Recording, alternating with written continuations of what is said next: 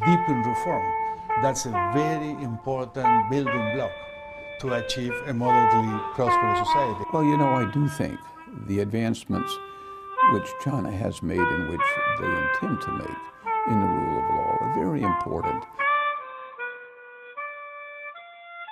I think that the Chinese dream embodies a very ambitious concept, and I think that China is on track to achieve that concept, which is to build a moderately prosperous society for all.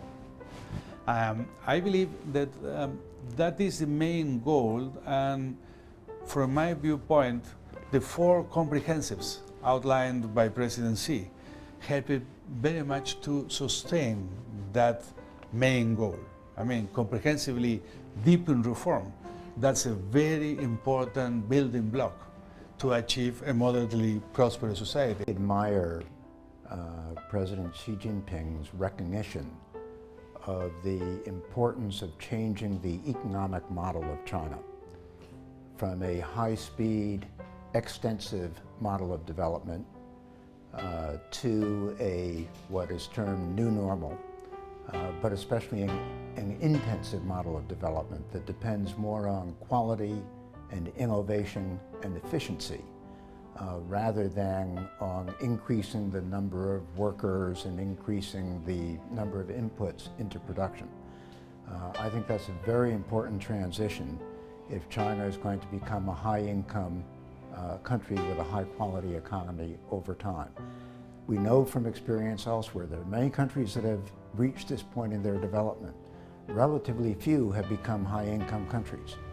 So this is a very complicated, difficult, wide-ranging set of changes that are needed. Well, I do think the advancements which China has made and which they intend to make in the rule of law are very important, not just for air quality, but for overall growth and investment in the economy.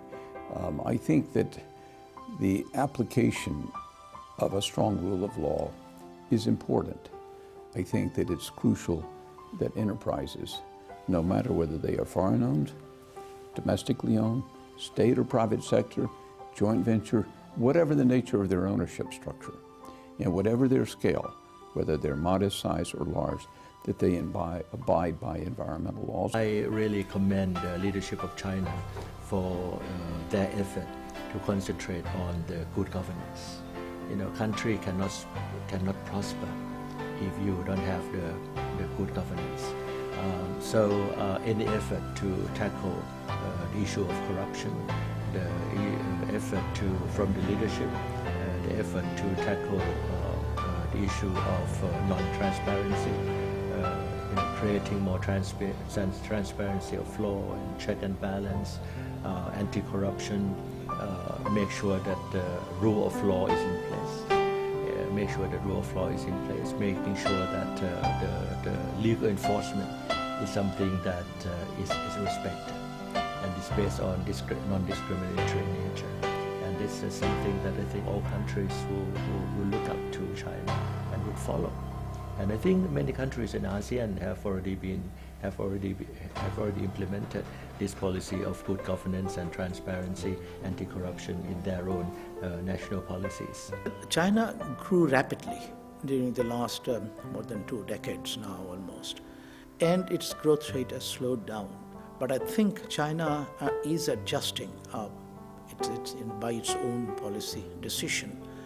The growth path that China is embarking now will allow it to improve the quality of its growth to more sustainable levels. And I do believe that this, quote, new normal that one is talking about will also take China continue its march towards further improvement in the living standards of the people, better quality of life, and more sustainable, I think, is a more important factor in my mind.